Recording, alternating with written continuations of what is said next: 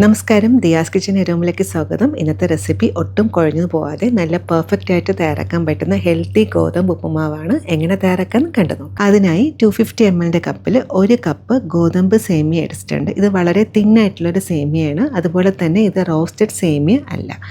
അളവ് പറയണമെന്നുണ്ടെങ്കിൽ 100 ഗ്രാം സേമിയ ഉണ്ടാവും. ഇത് നമുക്ക് 2 രീതിയിൽ വേവിച്ചെടുക്കാം. ഒന്നുകിൽ ഇത് റോസ്റ്റഡ് സേമിയ അല്ലാത്തതുകൊണ്ട് തന്നെ ഒന്ന് റോസ്റ്റ് ചെയ്തതിന് ശേഷം സാധാരണ സേമിയ വേവിക്കുന്ന കണക്ക് വെള്ളത്തിലൊന്ന് വേവിച്ചെടുക്കുക. അല്ലാന്നുണ്ടെങ്കിൽ നമുക്ക് ആവിയിലൊന്ന് വേവിച്ചെടുക്കാം. ഞാൻ സാധാരണ ഈ ഒരു സേമിയ വെച്ചിട്ട് ഉപ്പുമാവ് തയ്യാറാക്കുമ്പോൾ ആവിയിലാണ് വേവിച്ചെടുക്കുന്നത്. അങ്ങനെ ചെയ്യുമ്പോൾ ഒട്ടും കുഴഞ്ഞു പോവാതെ നല്ല പെർഫെക്റ്റായിട്ട് കിട്ടും. അതിനായി ഒരു ബൗളിലോട്ട് കുറച്ചധികം വെള്ളം എടുക്കുക. ഇതിൽ പ്രത്യേകിച്ച് അളവൊന്നുമില്ല. നമ്മൾ ഈ എടുത്തേക്കുന്ന സേമിയ മുങ്ങി നിൽക്കുന്ന രീതിയിൽ വെള്ളം എടുക്കുക. അപ്പോൾ ഇത് ചൂടുവെള്ളമൊന്നുമല്ല, നോർമൽ ടെമ്പറേച്ചറിലുള്ള വെള്ളമാണ് എടുത്തേക്കുന്നത്. ഇനി ഇതിലോട്ട് ആവശ്യത്തിനുള്ള ഉപ്പും കൂടി ചേർത്തതിന് ശേഷം നന്നായിട്ടൊന്ന് മിക്സാക്കി എടുക്കുക. ഉപ്പ് സ്കിപ്പ് ചെയ്യലേ, മസ്റ്റായിട്ട് ചേർക്കണം. അതിനുശേഷം നമ്മൾ എടുത്ത് വെച്ചേക്കുന്ന സേമിയ ഇതിലോട്ട് ഇട്ട് കൊടുക്കുക. ഇനി ഒരു സ്പൂൺ വെച്ചിട്ട് ഇതുപോലെ ഒന്ന് മിക്സാക്കിയതിന് ശേഷം ഒരു ലിഡ് വെച്ചൊന്ന് അടച്ചുകൊടുക്കുക. അതിനുശേഷം മാക്സിമം ഒരു 2 മുതൽ 3 മിനിറ്റ് ഇതുപോലെ ഒന്ന് റെസ്റ്റ് ചെയ്യാനായിട്ട് മാറ്റി വയ്ക്കുക. സമയം പ്രത്യേകിച്ച് നോക്കണേ. കൂടിപ്പോയി കഴിഞ്ഞാൽ നമ്മൾ ഉപ്പുമാവ് നല്ല പെർഫെക്റ്റായിട്ട് കിട്ടില്ല. ഇപ്പോൾ കറക്റ്റ് ഒരു 3 മിനിറ്റ് ആയിട്ടുണ്ട്. സേമിയ നല്ല സോഫ്റ്റായിട്ട് കിട്ടിയിട്ടുണ്ട്. സമയം പ്രത്യേകിച്ച് ശ്രദ്ധിക്കണേ. മാക്സിമം 2 മുതൽ 3 മിനിറ്റ് മാത്രമേ റെസ്റ്റ് ചെയ്യാനായിട്ട് മാറ്റി വയ്ക്കാവൂ. ഇനി ഇതിൻ്റെ വെള്ളം മാറ്റിയിട്ട് വരാം. അങ്ങനെ ഇതുപോലെ ഒരു സ്ട്രെയിനറിലോട്ട് മാറ്റിയിട്ടുണ്ട്. ഇങ്ങനെ ചെയ്യുമ്പോൾ വെള്ളം നന്നായിട്ടൊന്ന് മാറിക്കിട്ടും. അതുപോലെ തന്നെ ഇതൊരു 1-2 മിനിറ്റ് ഇങ്ങനെ ഒന്ന് റെസ്റ്റ് ചെയ്യാൻ വെക്കണേ. അന്നേരം ആ വെള്ളമൊക്കെ നന്നായിട്ടൊന്ന് പോയി കിട്ടും. ഇനി നമുക്കിത് ആവിയിലൊന്ന് വേവിച്ചെടുക്കണം. അടുത്തതായിട്ട് ഇതുപോലെ ഒരു സ്റ്റീലിൻ്റെ ഒരു പ്ലേറ്റിലോട്ട് കുറച്ച് എണ്ണ ഒന്നിങ്ങനെ സ്പ്രെഡ് ചെയ്ത് കൊടുത്തിട്ടുണ്ട്. ഇതിലോട്ട് നമ്മൾ റെഡിയാക്കി വെച്ചിരിക്കുന്ന സേമിയ ഇട്ട് കൊടുക്കുക. എണ്ണ ഇതുപോലെ സ്പ്രെഡ് ചെയ്തുകൊണ്ട് തന്നെ ഇത് കുക്കായി കഴിഞ്ഞാൽ സേമിയ ഇളക്കിയെടുക്കാനായിട്ട് കുറച്ചും കൂടി ഈസി ആയിരിക്കും. അല്ലാന്നുണ്ടെങ്കിൽ ഒട്ടിപ്പിടിച്ചിരിക്കും. അതുകൊണ്ടാണ് എണ്ണ ആദ്യമേ സ്പ്രെഡ് ചെയ്തതിന് ശേഷം സേമിയ ഇതുപോലെ വയ്ക്കുന്നത്. ഇനി ഒരു സ്പൂൺ വെച്ചിട്ട് ഇതുപോലെ ഒന്ന് സ്പ്രെഡ് ചെയ്ത് കൊടുക്കുക. ഇനി നമുക്ക് ആവിയിലൊന്ന് വേവിച്ചെടുക്കാം. അതിന് വേണ്ടിയിട്ട് സ്റ്റീമറിലോട്ട് കുറച്ച് വെള്ളം ചൂടാകാനായിട്ട് വെച്ചിട്ടുണ്ട്. വെള്ളം നന്നായിട്ട് ചൂടായതിന് ശേഷം റെഡിയാക്കി വെച്ചിരിക്കുന്ന സേമിയ ഇതിലോട്ട് വെച്ച് കൊടുക്കുക. ഇനി ഇതൊരു 5 മുതൽ 6 മിനിറ്റ് ആവിയിലൊന്ന് വേവിച്ചെടുക്കാം. കറക്റ്റ് ഒരു 6 മിനിറ്റ് ആയിട്ടുണ്ട്. ഫ്ലെയിം ഓഫാക്കി നോക്കൂ, സേമിയ പാകത്തിന് വെന്തിട്ടുണ്ട്. അപ്പോൾ ഇത് നമ്മൾ നേരത്തെ കുതിർത്ത് വെച്ചുകൊണ്ട് തന്നെ കുറച്ചും കൂടി സേമിയ നല്ല സോഫ്റ്റായിട്ട് കിട്ടിയിട്ടുണ്ട്. അതുകൊണ്ട് തന്നെ മാക്സിമം ഒരു 5 മുതൽ 6 മിനിറ്റ് കൊണ്ട് തന്നെ സേമിയ നന്നായിട്ടൊന്ന് കുക്കായി കിട്ടിയിട്ടുണ്ട്. കണ്ടോ, നല്ല പെർഫെക്റ്റായിട്ട് കിട്ടിയിട്ടുണ്ട്. നമ്മൾ ആവിയിൽ വേവിച്ചെടുത്തുകൊണ്ട് തന്നെ ഒട്ടും ഒട്ടിപ്പിടിച്ചിട്ടില്ല. നമ്മൾ വെള്ളത്തിൽ വേവിച്ചെടുക്കുകയാണെങ്കിൽ ചിലപ്പോൾ ഒട്ടിപ്പിടിക്കാനുള്ള ചാൻസസ് ഉണ്ട്.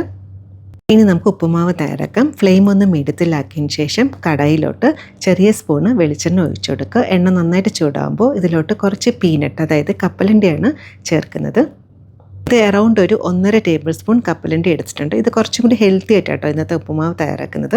അപ്പോൾ ഇതിന് പകരം വേണമെന്നുണ്ടെങ്കിൽ അണ്ടിപ്പരിപ്പ് ചേർക്കാം, അല്ലെങ്കിൽ അണ്ടിപ്പരിപ്പും കുറച്ച് കപ്പലണ്ടി രണ്ടും കൂടി വേണമെങ്കിൽ മിക്സാക്കി ചേർക്കാം. ഞാനിപ്പോൾ കപ്പലണ്ടി മാത്രമേ ചേർക്കുന്നുള്ളൂ. ഇതിപ്പോൾ റോസ്റ്റഡ് അല്ലാത്തതുകൊണ്ട് തന്നെ ഇത് 2-3 മിനിറ്റ് എണ്ണയിൽ ഇതുപോലെ ഒന്ന് വഴറ്റിയെടുക്കുക. കപ്പലണ്ടി ഉണ്ടെങ്കിൽ അത് തന്നെ ചേർക്കണേ. അതാണ് കുറച്ചും കൂടി ഹെൽത്തി ആയിട്ടുള്ളത്. അങ്ങനെ ഇത് 2-3 മിനിറ്റ് നന്നായിട്ടൊന്ന് വഴറ്റിയെടുത്തിട്ടുണ്ട്. ഇനി ഇതൊരു ബൗളിലോട്ട് മാറ്റാം. കുട്ടികൾക്ക് ഇത് നമ്മൾ ഡയറക്റ്റായിട്ട് കൊടുക്കുകയാണെങ്കിൽ അവർ കഴിക്കത്തില്ല. അപ്പോൾ ഇതുപോലെ ഉപ്പുമാവിലൊക്കെ ചേർത്ത് കൊടുക്കുകയാണെന്നുണ്ടെങ്കിൽ അവർ ഇഷ്ടത്തോടെ കഴിക്കും. അങ്ങനെ ഇതേ കപ്പലണ്ടി റെഡി ആയിട്ടുണ്ട്. ഇതൊന്ന് മാറ്റി വയ്ക്കാം. എക്സ്ട്രാ എണ്ണയൊന്നും ഒഴിക്കുന്നില്ല. സെയിം എണ്ണയിലോട്ട് തന്നെ ചെറിയ സ്പൂണ് കടുകും ഉഴുന്ന് പരിപ്പ്, പിന്നെ കുറച്ച് കരിവേപ്പില, വറ്റൽമുളക് ഇവയും കൂടെ ചേർത്തിട്ട് നന്നായിട്ടൊന്ന് വഴറ്റിയെടുക്കുക. വേണമെന്നുണ്ടെങ്കിൽ കുറച്ച് നെയ്യും കൂടി ചേർക്കാം. ഞാനിപ്പോൾ നെയ്യ് ഈ സമയത്ത് ചേർക്കുന്നില്ല, ലാസ്റ്റ് മാത്രമേ ചേർക്കുന്നുള്ളൂ. ഇനി അടുത്തായിട്ട് നമുക്ക് കുറച്ച് വെജിറ്റബിൾസ് ആവശ്യമായിട്ടുണ്ട്. ഇതിപ്പോൾ ഞാൻ 1 കപ്പ് സേമിയയിൽ എടുത്തിട്ടുള്ളൂ. അതുകൊണ്ട് തന്നെ വളരെ കുറച്ച് അളവിൽ മാത്രമേ വെജിറ്റബിൾസ് എടുത്തിട്ടുള്ളൂ.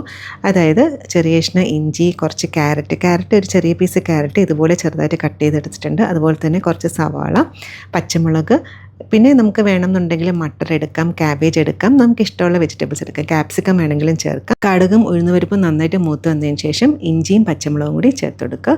ഇവ ചേർത്തിട്ട് 1 മിനിറ്റ് നന്നായിട്ടൊന്ന് വഴറ്റിയെടുത്തതിന് ശേഷം ബാക്കി വെജിറ്റബിൾസും കൂടി ചേർത്ത് കൊടുക്കാം.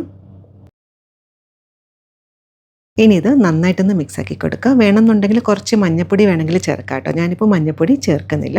ഇനി ഇതിലോട്ട് ആവശ്യത്തിനുള്ള ഉപ്പ് ചേർത്ത് കൊടുക്കുക. നമ്മൾ നേരത്തെ സേമിയ വേവിച്ചപ്പോൾ കുറച്ച് ഉപ്പ് ചേർത്തിട്ടുണ്ടായിരുന്നു. അപ്പോൾ അതനുസരിച്ച് വേണം ഉപ്പ് ചേർക്കാനായിട്ടുള്ളത്.